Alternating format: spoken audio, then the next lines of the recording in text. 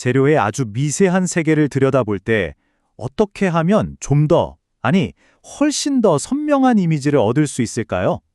오늘은 바로 그 비밀스러운 기술, 교과서 27장에 나오는 핵심 트릭을 한번 제대로 파헤쳐 보겠습니다.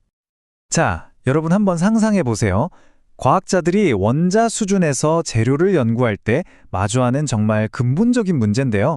우리가 볼 수 있는 가장 작은 단위인 빛의 파장보다도 더 작은 흠집을 대체 어떻게 사진으로 찍을 수 있을까요? 사실 일반적인 방법으로는 한계가 명확해요.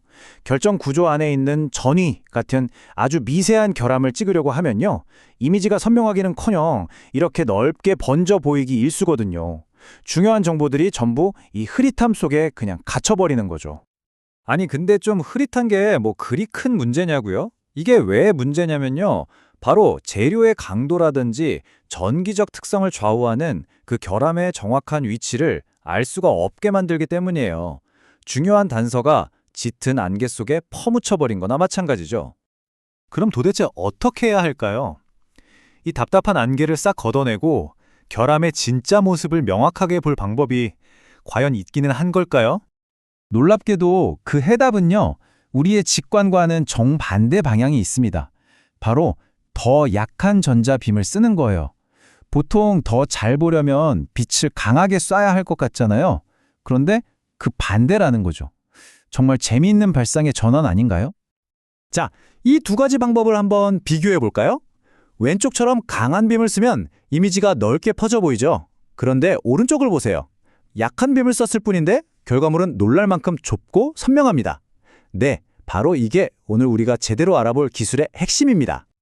이 기술의 정식 명칭은 바로 약계빔 현미경 기술입니다. 이름 그대로 약하게 회절된 빔을 사용해서 이전에는 상상도 못했던 수준의 선명함으로 결정 결함을 관찰하게 해주는 아주 강력하고도 우한 방법이죠. 여기서 이제 가장 궁금한 점이 생기죠. 아니, 도대체 어떻게 빔을 약하게 했는데 이미지는 오히려 더 날카로워지는 걸까요? 이 상식과 반대되는 현상, 그 원리가 대체 뭘까요?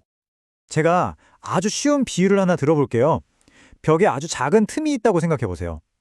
정면에서 밝은 손전등을 비추면 빛이 번져서 틈이 잘 안 보일 거예요. 그쵸? 그런데 각도를 바꿔서 아주 비스듬하게 거의 스치듯이 빛을 비추면 어떻게 될까요? 맞아요. 그 틈이 아주 길고 선명한 그림자를 만들면서 자기 위치를 명확하게 드러내죠. 약계빔 기술이 바로 이 그림자 트릭을 원자 세계에서 그대로 쓰는 겁니다. 이 그림자 트릭을 현미경 속으로 가져오면요, 결함 주변의 아주 좁은 영역, 딱 그 부분만 어두운 배경 속에서 선명하게 빛나게 됩니다. 신호가 사방으로 퍼지는 걸 막고 신호가 나오는 위치를 아주 정밀하게 콕 집어주는 거죠. 그 결과는 정말 극적입니다.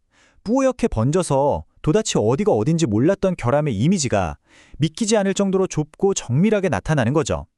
드디어 결함의 정확한 주소를 찾게 된 겁니다. 물론 이 기술 뒤에는 아주 정밀한 과학이 숨어 있습니다.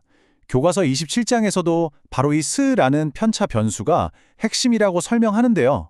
이 S값을 우리가 어떻게 조절하느냐가 아까 말씀드린 그림자를 얼마나 더 날카롭게 만들지 결정하는 열쇠라고 보시면 돼요.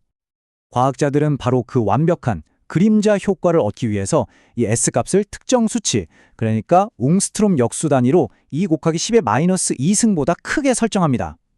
바로 이 섬세한 조절이야말로 흐릿한 이미지를 선명하게 바꾸는 일종의 마법 같은 주문인 셈이죠. 자, 이게 바로 그 마법의 결과물입니다. 약계빔 기술로 본 결함의 모습이에요. 각각의 선들이 얼마나 놀랍도록 선명하고 또 가늘게 보이는지 한번 보세요. 정말 대단하죠? 그리고 이 기술의 진짜 무서운 점은 바로 선택성에 있어요. S값 같은 조건들을 아주 세심하게 조절하면 마치 카메라 필터를 갈아 끼우듯이 우리가 보고 싶은 특정 결함만 콕 집어서 이렇게 놀라운 선명도로 관찰할 수 있다는 겁니다. 그렇다면 이 현미경 속 작은 트릭이 대체 왜 이렇게까지 중요할까요? 첫째, 결함의 위치를 거의 원자 단위로 정밀하게 재일 수 있게 해주고요. 둘째, 덕분에 재료가 힘을 받을 때 왜, 또 어떻게 부서지는지 그 근본 원리를 이해할 수 있게 되죠.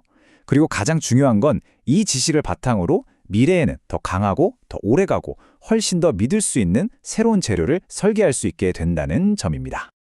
약한 빔이 오히려 더 선명한 이미지를 만든다는 사실 정말 흥미롭지 않나요? 어쩌면 우리가 사는 세상이나 과학의 다른 분야에도 우리가 아직 발견하지 못한 이런 적은 것이 더 많은 것이라는 역설적인 진리들이 숨어 있을지 모릅니다. 오늘 이야기가 여러분의 호기심을 자극하는 작은 질문 하나를 남겼으면 좋겠네요.